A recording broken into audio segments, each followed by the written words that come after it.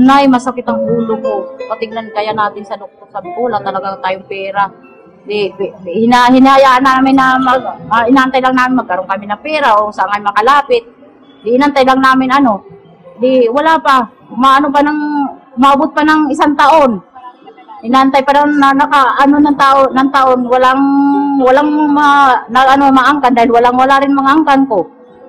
Yun ang kasi di ba, hospital, walang mga gamit o materials, kung lalo na operahan, Ang PGH, maraming kagamitan. Doon po kayo i-referral. Yan ang sabi ng mga dinadala sa mga ospital. Kahit matagal, basta mayroong pag-asa na magamot lang talagang pasyente ko, talagang nagmamakaawa. Gawin nyo na lahat ang paraan. Sabi ko, saan ako lalapit na congressman, presidente, wala talaga akong hindi ko alam kung saan pupunta ako. Ang naisip ko, wala naman akong lakas loob. May mga papilis na po ako para maibigay ko doon. Wala naman akong lakas loob na may samahan ako, papunta roon dahil hindi ko alam kung paano pasikot-sikot. Sabi sa akin, pumunta daw ako ng Senate, daw ako ng ganito, may mga cameraman doon na ma-interviewin ka. Na pumunta lang daw ako doon. Wala naman po akong masasamahan na papunta roon.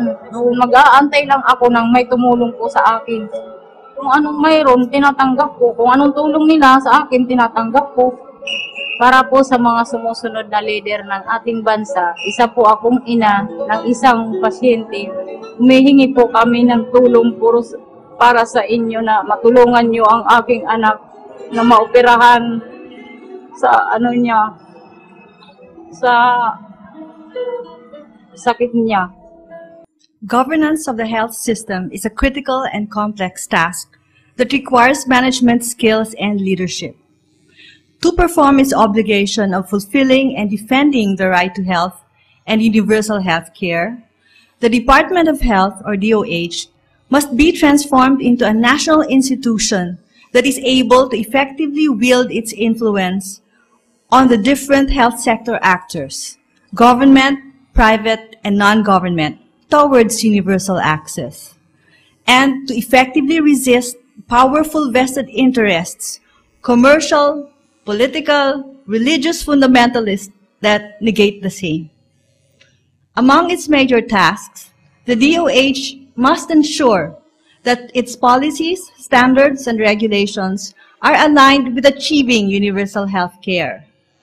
A key strategy is to reform and strengthen the National Health Insurance Program so that it keeps to its mission of achieving social solidarity and equity. As the key link towards influencing local health systems, the DOH must strengthen the leadership, responsiveness, and efficiency of the regional DOH Centers for Health Development. This must be done by rationalizing the number of these centers and strengthening their capacity to coordinate local health services and provide technical and material support. As the main providers of tertiary care for the poor, the DOH must continue to strengthen the responsiveness, effectiveness, and efficiency of DOH-retained hospitals. These hospitals must serve as working models of universal health care and the elimination of user fees. These hospitals must also serve to leverage the rationalization of LGU hospitals, delineate the 3 levels of hospital care, and effect an integrated two-way referral system. In all areas and levels, the DOH must promote accountability and people's participation in health through local health boards and other mechanisms. It is only by fostering people's active engagement with the health system that the system becomes meaningful, effective, and sustainable. Our challenge: are you willing to delegate the appointment of heads of health facilities to community-based boards with strong mandates to ensure true people's participation in the management in all aspects of health operations?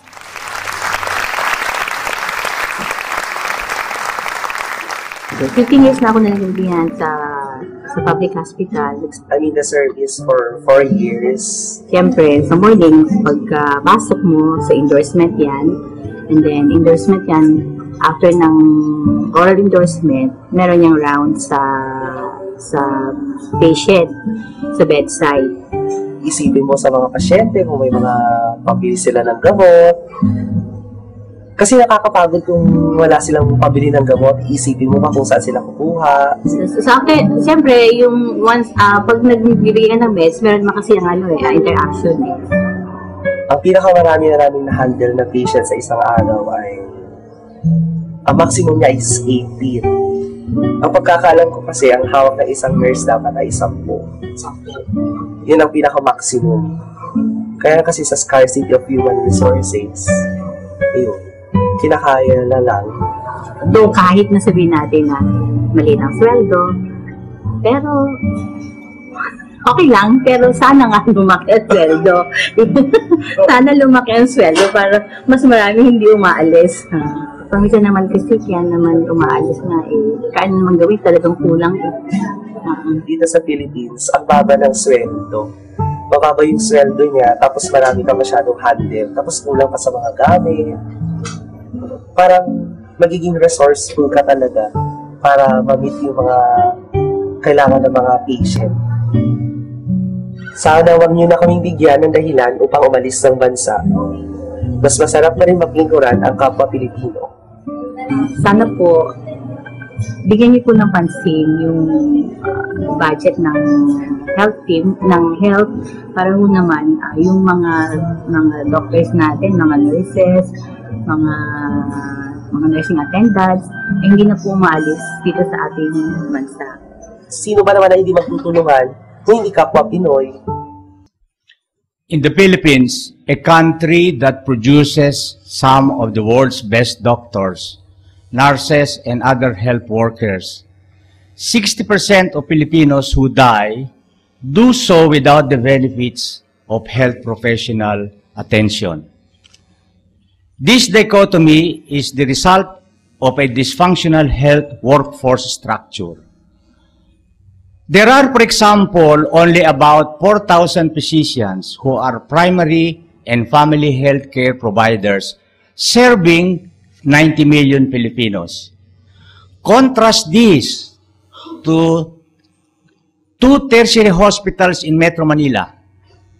One has 300 beds, served by 900 physicians, almost all of whom are specialists.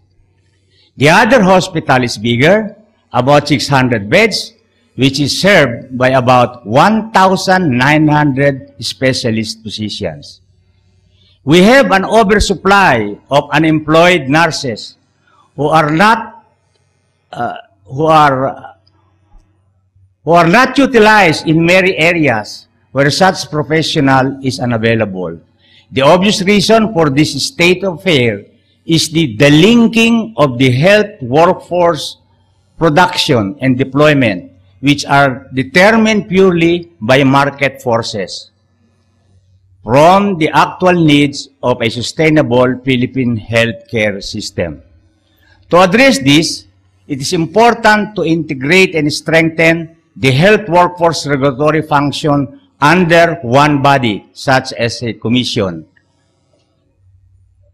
attached to the Department of Health to unify standards and regulations of the recruitment, production, that is education and training, deployment, and practice of the various health professions. There is also a need to update and rationalize practice laws of the different professions premised on healthcare being a team approach. It should define and update the scope of practice of each health professions to allow for greater complementation among them instead of turf production. Lastly, the system of health workforce remuneration must be rationalized using the team concept as a basis of equity in order to eliminate the chasm in material reward among various categories of healthcare workers. Our challenge can we convince academic institutions, would-be healthcare professionals, and their families to accept government-led control of health work production and deployment?